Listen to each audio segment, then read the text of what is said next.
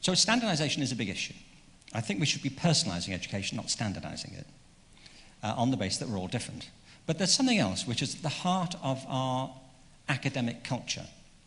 Our education systems have evolved really based on many of the intellectual principles of the European Enlightenment.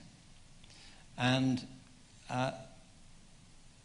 that way of thinking, which has many benefits and of course has produced spectacular success in science and technology and the rest, is nonetheless predicated on a division between intellect and feeling.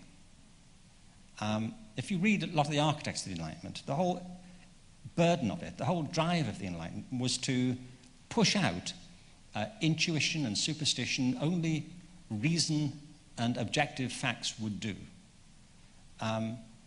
Hume and others write about keeping feelings away from our attempts to understand the world. And that view, and we could talk a bit more about it later on, has contributed to, I think, a schismatic view of human beings.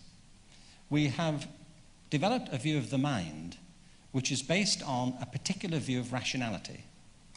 And we've come to mistake the mind, that entity that consciously thinks, with consciousness, which is the broader character of our being.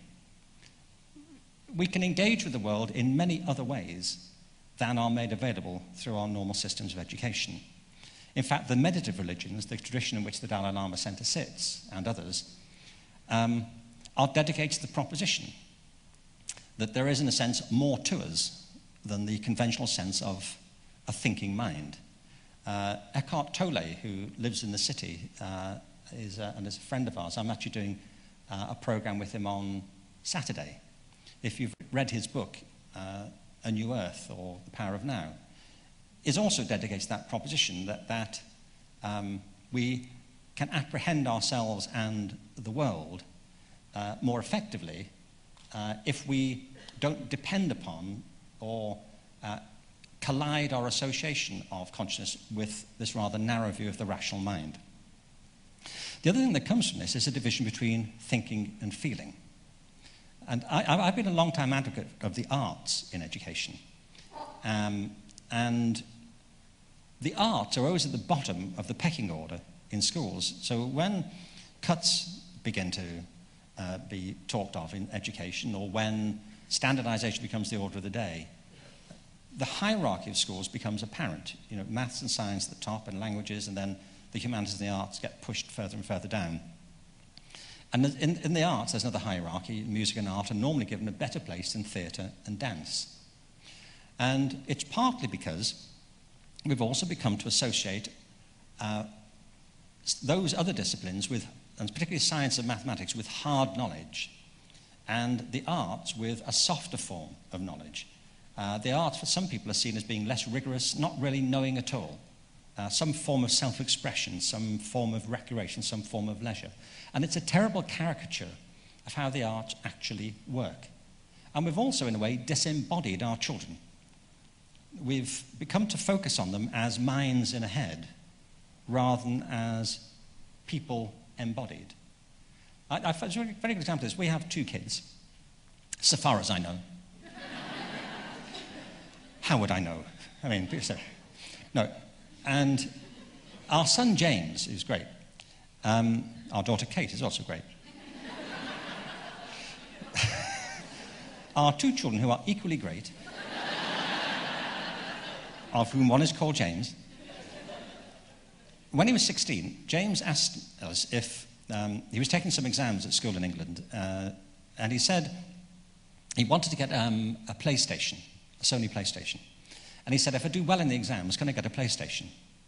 And Terry and I said, no, you cannot. He said, but all my friends are getting things, for doing well in the exams. We said, well, great. He said, well, so what's going to be my motivation? I said, we'll be thrilled.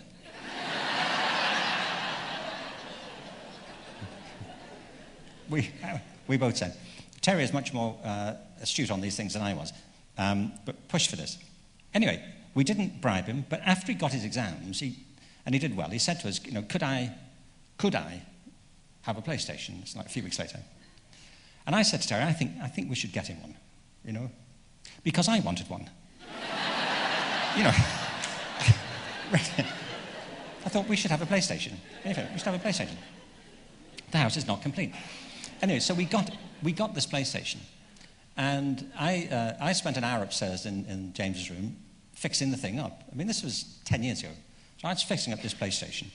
And I got the thing working. I mean, he would have done it without me, probably a lot faster, but I'm a dad, you know. Sit there, my boy. Grasshopper, you know. And I will do this. Anyway, so I went downstairs, and Kate was in the kitchen. We lived in the countryside at the time, and she said, would you make me a swing? She was 12 then, so I said, okay. I think perhaps they were 14 and 10. Okay. Anyway, so I went out, and she found this 15-foot piece of rope in the shed. We did have this apple tree outside the door, so I rigged up a swing. I put a piece of wood across the bottom of it, and she was on the swing playing. An hour or two later, James came down to get a drink, a glass of water or something, and he saw Kate outside, and he said, what's that? I said, I've made her a swing. So he dashed out. And he spent the whole of the rest of the afternoon on the swing with Kate.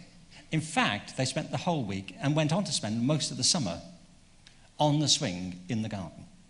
Swinging back and forwards, so they kind of created this ditch underneath them, destroyed the grass.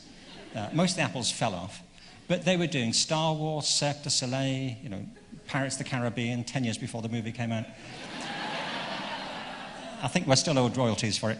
Harry Potter, you know, they were just lost in this fantasy world, and they were exhilarated by the whole thing.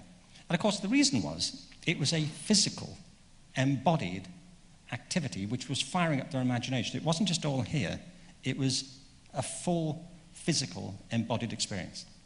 And I just found it fascinating. Terry and I were saying it's interesting, because I think if we'd said to James in the June, you know, James, if you do really well in your exams, you can have that piece of old rope in the shed.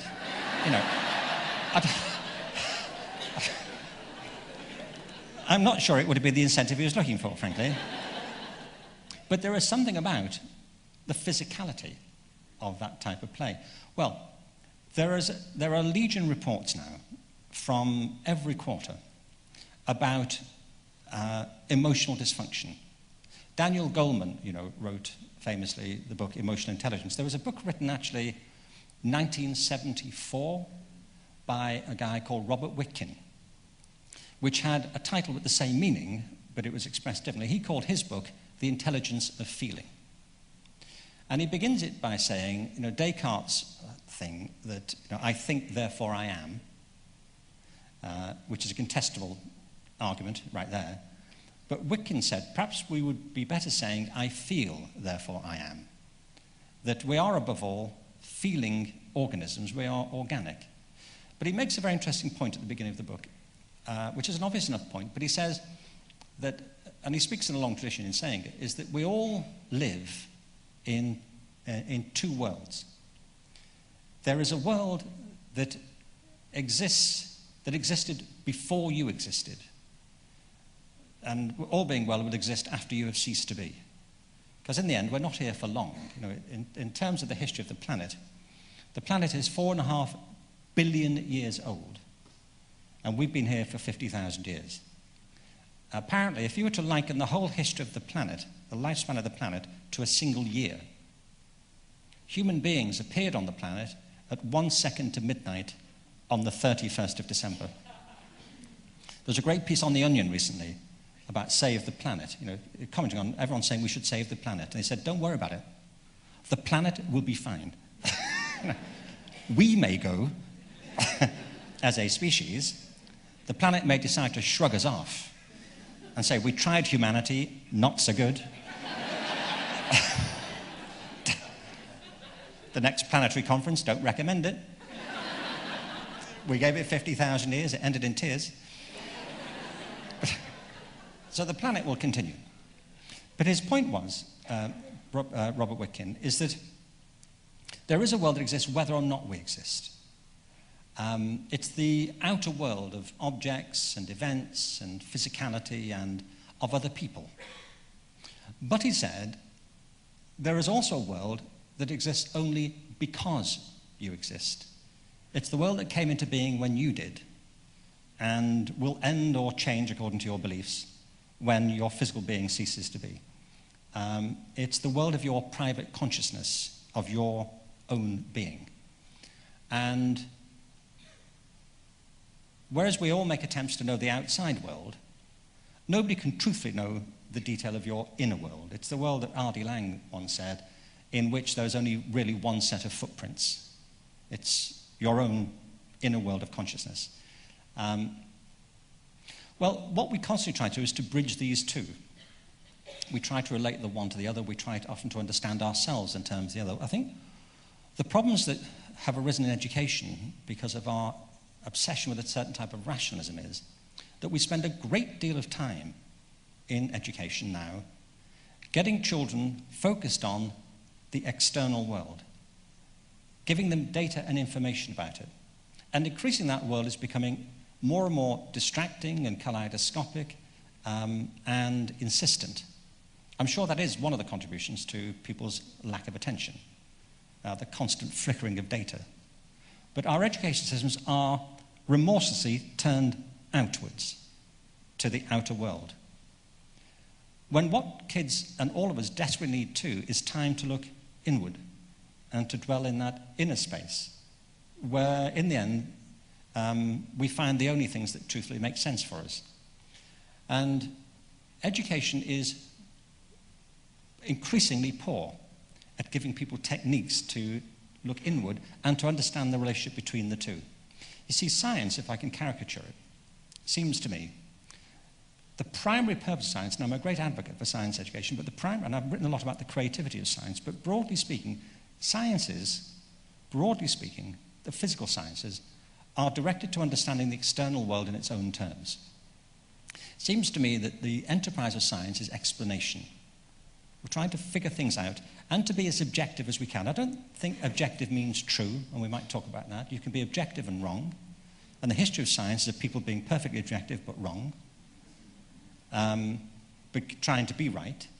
But people have often believed things to be factually correct, which turn out to be nonsense. The role of the arts, I think, is self-consciously to manage this relationship between the inner and outer world. And the aim of an artist is not so much to explain their experience, but to describe it, to give an account of it in objects that somehow convey that sense of perception. Well, I think we pay a high price for the exile of feeling in education, this remorseless turning out and the failure to help people engage with what's within them. I believe that what identifies us as human beings, above all, are the powers that flow from our deep resource of imagination. That's why I write such a lot about creativity. If you ask, for most of the past 50,000 years, we have lived harmoniously with the rest of life on Earth. Our ancestors did. In the last 300 years, which is a blink of an eye, we've taken off like a rocket and are about to bring the house down around our ears. And what accounts for it? What is it that makes us so different? Because in most respects, we're like the rest of life on Earth. We're mortal, organic, no different from them. Lives are short. But what makes us different? Why are we sitting in a building that we've made, rather than sitting outside while all the dogs are sitting in here, or all the lemurs and the squirrels sitting having meetings, and we're outside in the trees trying to figure out what to eat. There is a difference. And the difference is that we have evolved this powerful sense of imagination, the ability to bring to mind things that aren't here. And from it flow all kinds of powers, like creativity, and uniquely and distinctively, the power of empathy, the ability to put yourself in somebody else's position and to imagine what that might be like. What happens in all times of conflict and cruelty is we shut empathy off so that we can do things that are unimaginable. And the way we avoid that is by kindling our imaginations and making those things unimaginable in turn. Empathy, essentially, and imagination are the things that make us human, and the powers that flow from it, creativity and intuition. So it seems to me we have two big challenges in education. One of them is to have a more unified conception of what it is to be a person, one that recognizes that feeling and knowing are parts of the same complex of a whole being, that our feelings are forms of perception, and they're affected by what we think, by our frameworks of ideas. They're affected by how well we can express ourselves in the languages we have available to do that. So part of the task of education is to connect ourselves with ourselves. And I think the reason so many people get depressed and lost is they have lost the connection with themselves. They have no sense of purpose. Carl Jung said this. He said in his 30 years of professional practice, he said there wasn't a single person who came to see him whose malaise, he said, couldn't in the end be attributed to a loss of faith in religion. Now, I don't think he meant, and I certainly don't mean in quoting him, organized religion. I think the word I would use, and perhaps he would have accepted, would be spirituality, a sense of your spirit. But he said in the end, nobody either got well without regaining a sense of spiritual connection. So part of the task of education is to connect ourselves with ourselves. But the other great task is to connect with each other through the power of empathy, through the power of intuition and mutuality. And all those things get lost in an industrialized, homogenized, atomized system of education. And the price couldn't be higher.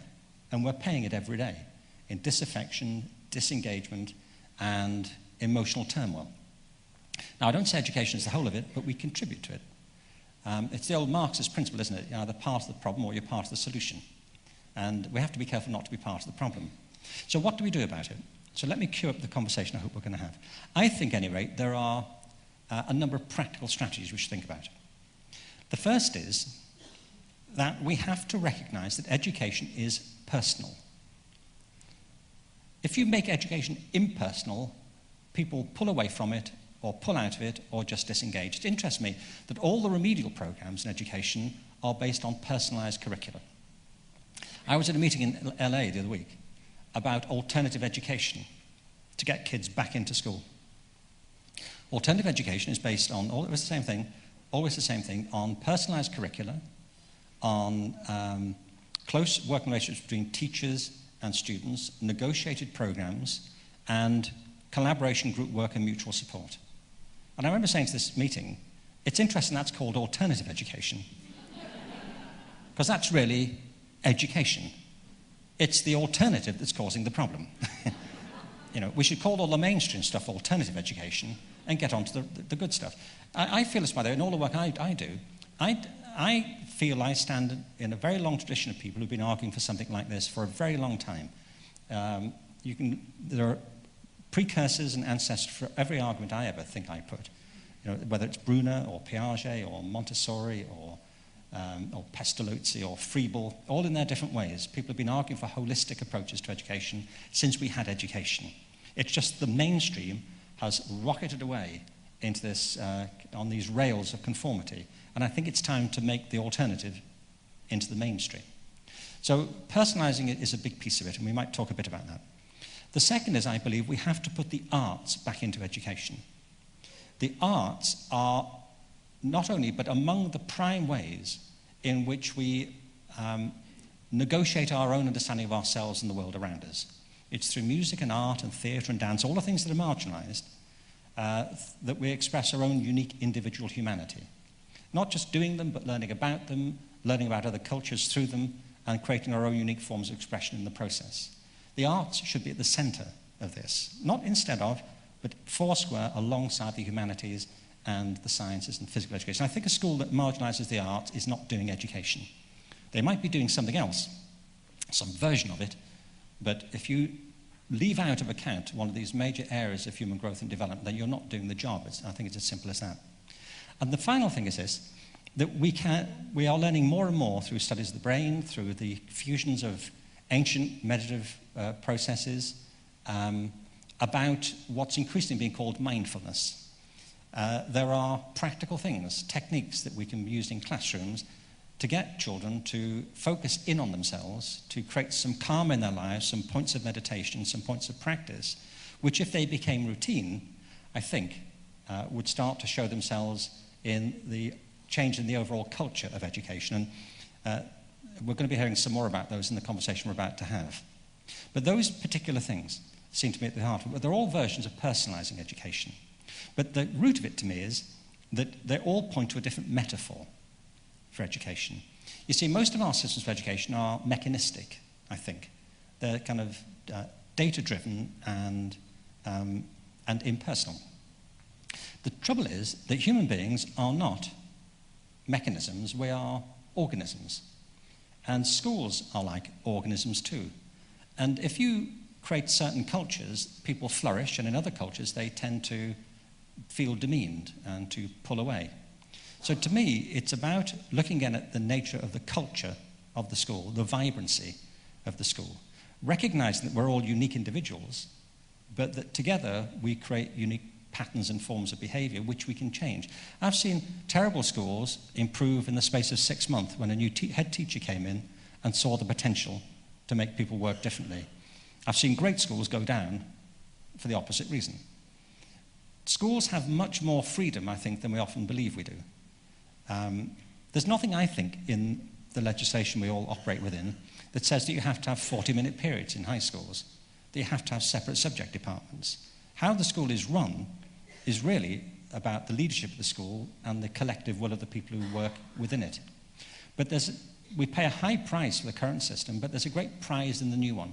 There was a wonderful quote. Do you remember Anais Nin, the poet? She once said, interesting, she used an organic metaphor. She said of herself that there came a point in her own life, in a way, where she had to be true to herself. She said, there came a point when the pain of remaining tight in a bud was greater than the pain it took to blossom. I just thought that was lovely. But I think it's true for all of us, that very often the pain of containing our consciousness or our failure to understand ourselves is greater than the pain it would take to go on the journey to make it happen. And I think that's true in schools. The pain of containing people who are being disengaged is more than the effort it would take to reconnect with them if we changed our metaphors. And I think if we do, I think as we sit here at this point in humanity's growth and development, we may be feeling that shift. I know Eckhart Tolle writes about that, but he subtitles his book, A New Earth, The Flowering of Human Consciousness. It's an organic metaphor. But I think it's true. I feel a shift as I go around the world, and I think you can sense it in lots of ways that people are doing. It's often a long revolution, but I think it's beginning to unfold. But if we go with it, if we understand that these things are our making and that we can remake them, that education and human life is organic and it's a matter of culture, if we get the culture right, then I think we'll witness a harvest of human flourishing that will amaze us. Thank you.